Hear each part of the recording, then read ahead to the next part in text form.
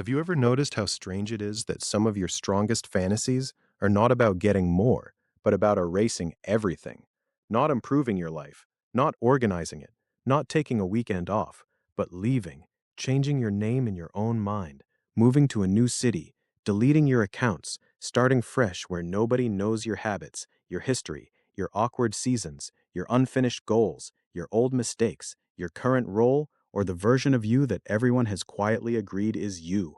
A lot of people have this thought. Sometimes it appears dramatically, after heartbreak, burnout, grief, humiliation, or failure. Sometimes it arrives on an ordinary Tuesday while you are washing dishes, answering emails, or sitting in traffic, and it feels almost absurdly specific. You do not just want rest, you want a reset. You do not just want things to get better, you want to begin again from zero. And the interesting question in psychology is not whether this feeling is normal, because it is. The real question is why the mind becomes so deeply attracted to the idea of a complete restart in the first place. What hidden need is this fantasy trying to explain? Because when you look closely, the desire to start over completely is almost never just about geography, careers, relationships, or routines. It is about identity. It is about memory. It is about emotional overload. It is about self protection. And sometimes, very quietly, it is about hope. There is a reason this fantasy can feel both desperate and comforting at the same time. From the outside, people often interpret it too simply. They call it impulsive, immature, avoidant, dramatic, a sign of instability. But human behavior is rarely that flat. The mind usually does not invent a recurring wish without a purpose. If you keep imagining escape, there is often something in your internal world that feels too crowded, too rigid, too painful, or too watched to keep carrying in its current form. So let us slow this down and really understand what is happening, because wanting to start over completely is not one single emotion, it is several psychological processes wearing one costume. The first layer is cognitive and emotional overload.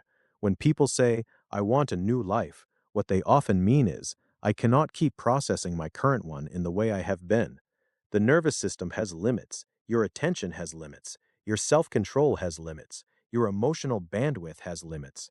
When stress becomes chronic, the brain starts craving simplicity, not because it is weak, but because it is trying to survive.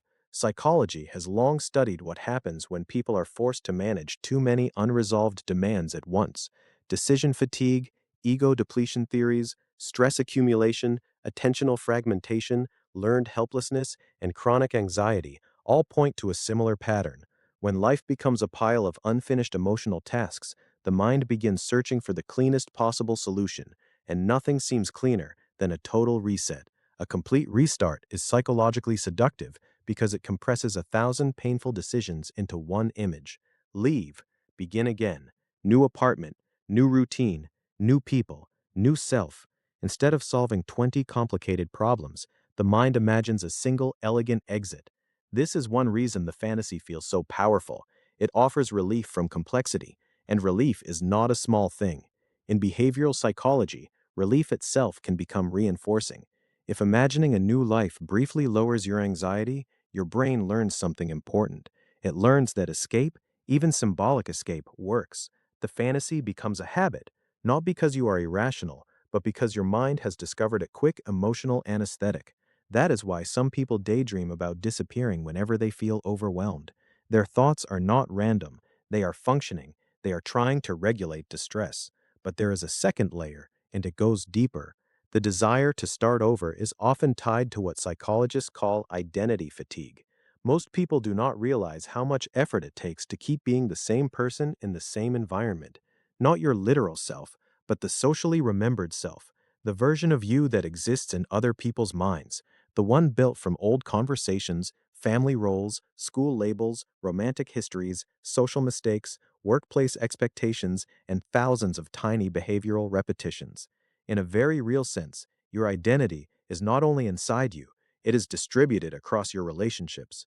Other people remember you into continuity, and that continuity can become exhausting. If you have ever felt different internally, but strangely trapped externally, you know this feeling. You start changing, but everyone around you keeps responding to the older pattern. They still see you as the responsible one, the difficult one, the funny one, the anxious one. the gifted one, the fragile one, the helper, the failure, the quiet one, the reliable one. Their perception becomes a mirror that lags behind your growth. This matters because the self is partly social.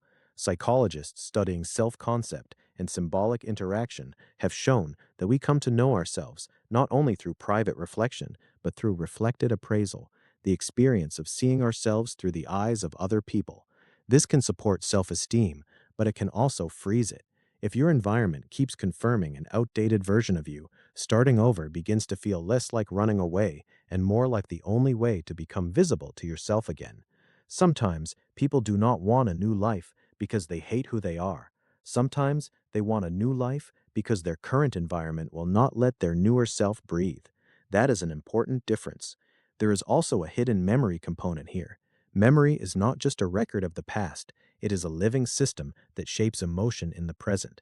Places, songs, streets, routines, smells, messages, and even time of day can reactivate old experiences. This is one reason certain environments make it hard to change. You are not just in a location, you are inside a network of triggers. The hippocampus helps encode memory, the amygdala helps tag emotionally significant experiences. Over time, your brain links context with feeling. So if a particular room, city, relationship pattern, or daily routine is associated with shame, grief, fear, loneliness, or chronic stress, being there can repeatedly bring the old emotional state back online. This is why a fresh start can feel medicinal. It promises distance from cues. People often think they are weak because they keep falling into the same thoughts in the same places, but that is not always a character flaw. It is often context-dependent behavior. Change the environment, and different parts of the self become more accessible. Different habits emerge, different emotions settle, different possibilities become thinkable. Kurt Lewin, one of the foundational figures in social psychology, described behavior as a function of both the person and the environment. That idea sounds simple, but it explains a lot. Wanting to start over completely may be your mind's way of recognizing that your current surroundings are not neutral. They are active participants in your emotional life. At this point, another hidden motive often appears, the wish to escape self-discrepancy. There is a concept in psychology called self-discrepancy theory, proposed by E. Torrey Higgins. It describes the tension between who you are, who you think you should be, and who you wish you were. The greater the gap between these internal versions, the more discomfort you tend to experience. Shame, guilt, agitation, disappointment, low self-esteem, anxiety. These emotions do not come from nowhere. They come from comparison inside the self. Now imagine living for years with a painful discrepancy between your actual life and your imagined one. The career is wrong. The relationship feels empty. Your habits do not match your values. You keep procrastinating on changes that matter. You are haunted by potential. Or maybe not even by potential, but by a very basic feeling that you are not living in alignment with your deeper thoughts and emotions. Eventually, the psyche starts generating dramatic solutions, not because it loves drama, but because the tension has become unbearable. Starting over completely then becomes a fantasy of coherence, a fantasy in which your outer life finally matches your inner truth. In that imagined future, there is no backlog, no explanation needed, no old evidence against you, no history of inconsistency. You simply act like the person you are meant to be. This is also why complete reinvention is so emotionally appealing to people with perfectionistic tendencies. Perfectionism is not just about high standards, it is often about intolerance for messy transition. Many people can handle slow growth. Perfectionists often struggle with the fact that real change is awkward, visible, and inconsistent. They would rather become a new person all at once than be seen gradually becoming one. A total reset protects them from the humiliation of partial transformation. No one sees the in-between stages. No one sees the relapse, the doubt, the experimentation, the bad first attempts. The fantasy is clean, instant, elegant, untouched by friction. But real psychology is more complicated than that, because underneath the fantasy of reinvention, there is often another feeling that people do not talk about enough: shame. Shame is one of the most powerful forces in human behavior. It does not merely say, "I did something bad." It says, "There is something bad about me." And when shame gets strong enough, it creates an almost physical urge to hide, vanish, or become unrecognizable.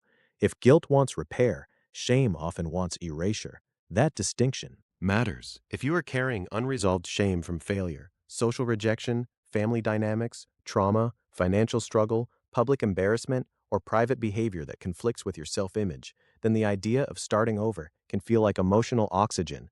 It seems to offer what shame never allows, a self with no contaminated history. This is why people sometimes fantasize about moving somewhere no one knows them after a breakup, a scandal, a burnout, or a season where they no longer recognize their own behavior. They are not only seeking novelty, they are seeking freedom from witness, freedom from being remembered in a way that hurts. And this leads into another subtle but powerful process in psychology: narrative identity. Human beings do not just have experiences, we build stories about them. We create explanations about who we are based on what has happened and what we think it means. Over time, these stories become self-fulfilling. If the story hardens into something like, "I always ruin good things," "I am the anxious one," "I am behind in life," "I cannot trust people," "I am too much," or "I never finish what I start," then every new event gets filtered through that script. A complete restart becomes attractive because it seems like a chance to edit the narrative itself. Not just new actions, new meaning. This is important because people do not only suffer from painful events, they suffer from the interpretation of those events. Two people can go through similar experiences and build very different identities around them. One sees evidence of defect, another sees evidence of survival. One becomes huaigi and guarded, another becomes wise and selective. One feels permanently broken, another understands their behavior as an adaptation. So when you want to start over completely, part of what you may really want is authorship. You may want to regain the power to explain yourself differently. And that is not trivial. That is deeply human. There is also a social dimension that often stays hidden. Sometimes the fantasy of disappearing is not about solitude at all. It is a response to chronic social strain. Maybe you have been performing too much, masking, pleasing, regulating everyone else's emotions, staying agreeable, being useful, managing impressions, being available, responding, explaining, adjusting your body language, your tone, your opinions, your timing. For many people, especially those who are highly sensitive, anxious, socially vigilant, rejection sensitive, or deeply conscientious, ordinary social life can become a long exercise in self-monitoring, and excessive self-monitoring is tiring. When that fatigue builds, the dream of starting over often includes a very specific emotional image: somewhere I can just be, somewhere my nervous system does not have to negotiate every room, somewhere I am not carrying old roles, somewhere I do not have to keep proving, fixing, translating, or shrinking. To outside observers, that can look antisocial, but often it is not about rejecting people. It is about recovering a livable sense of self. This is especially true for people who grew up in environments where love was conditional, attention was unpredictable, or emotional safety required careful adaptation.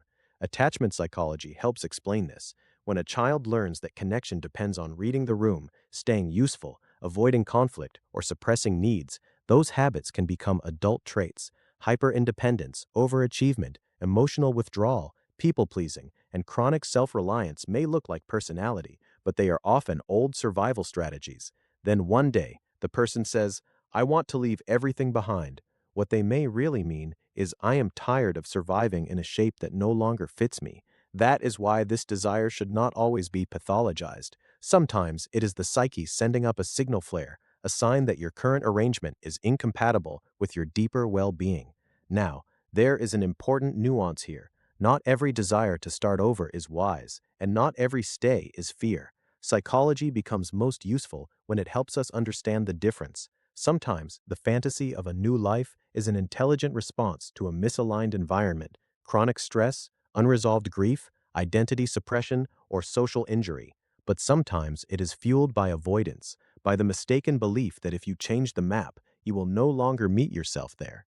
This is the part people usually discover too late, because you can leave a job, a city, a relationship, a friend group, a habit structure, even a whole public identity, and still carry the same unconscious patterns into the next place. Same fear of intimacy, same self-sabotage, same huaini, same inability to rest, same shame, same loneliness, same need for external validation, same defensive habits, same emotional reflexes. The scenery changes faster than the nervous system, And that is why complete external change sometimes produces only temporary relief.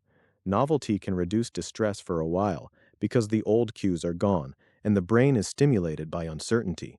But after the honeymoon period, the familiar self often returns, not because transformation is impossible, but because environments can support change while they cannot single handedly create it. This is where real self understanding becomes everything. The question is not simply, should I start over? The better question is, what exactly am I trying to escape, and what exactly am I trying to become? Those are not the same question. If you can answer them honestly, the fantasy starts giving you useful information. Maybe what you need is not a total reset, but grief. Maybe you are not craving a new city. Maybe you are craving freedom from a role. Maybe you do not need to abandon your whole life. Maybe you need boundaries, repair, rest, therapy, a different pace, a more accurate story about your past, or permission to disappoint people who only know the old version of you. Or maybe, just maybe, you really do need a major change, a job ending, a move, a relational break, a radical shift in habit and environment. Psychology is not here to tell you that all escape is bad. Sometimes leaving is healthy. Sometimes staying is what keeps the wound open. The deeper task is discernment, and discernment becomes possible when you stop shaming the desire itself, because the desire to start over completely contains valuable data about your internal world. It tells you where you feel trapped. It reveals where your self-concept is no longer matching your life.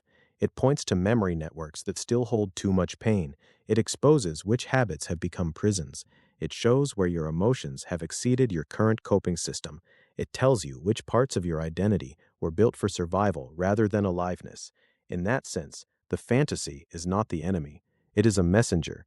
The problem begins when we either obey it blindly or suppress it entirely. If you obey it blindly, you may confuse movement with healing. If you suppress it entirely, you may remain loyal to a life that is quietly crushing you. A more intelligent response is to decode it. Ask what your mind thinks a fresh start would solve.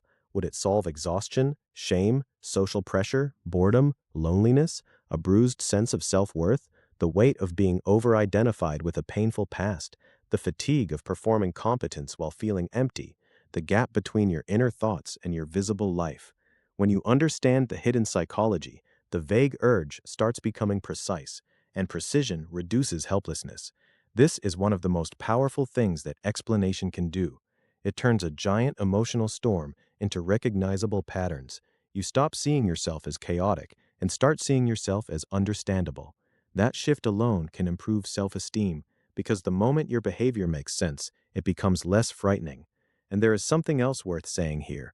A complete restart is often romanticized because it seems heroic, cinematic, clean. But in real life, healthy transformation is usually less dramatic and more psychologically mature than that. It often looks like this: grieving what you can no longer be, accepting what shaped you, changing what is still changeable, and refusing to let old memory become destiny. That is slower than fantasy, but it is more real. It is also more compassionate, because the goal is not to become a person with no past. That is impossible. The goal is to become a person whose past is no longer running the entire system, and that can happen in many ways. Sometimes by leaving, sometimes by staying differently, sometimes by changing your environment, sometimes by changing the story, sometimes by letting a hidden wound finally receive attention instead of disguise. If you have been having this feeling lately, if you keep imagining the secret relief of disappearing and rebuilding from nothing, it does not automatically mean you are broken, ungrateful, unstable, or failing at adulthood. It may mean your mind has reached the point where its current structure no longer feels psychologically livable. That feeling is painful, but it is also informative. It is a sign that some part of you believes another way of being is possible. And beneath all the exhaustion, all the avoidance, all the confusion, all the dramatic imagery of escape, that belief may be the most important thing in the whole experience, because hidden inside the desire to start over is not just rejection of the present, it is faith that you are not finished, faith that your habits are not your destiny, faith that your current environment is not the full definition of your character, faith that your shame is not the whole truth, faith that your past behavior can be explained without becoming your permanent identity, faith that your inner life still contains something unique, intelligent, and worth protecting. That is the secret many people miss. The wish to start over completely is not only about running away. Very often, it is the psyche's awkward, imperfect, deeply human attempt to move closer to a self that feels more alive. So the next time that thought appears, do not only ask whether you should trust it, ask what it is trying to explain, because once you understand that, you may discover that what you wanted was never simply a new life. What you wanted was a life that finally feels like it belongs to you.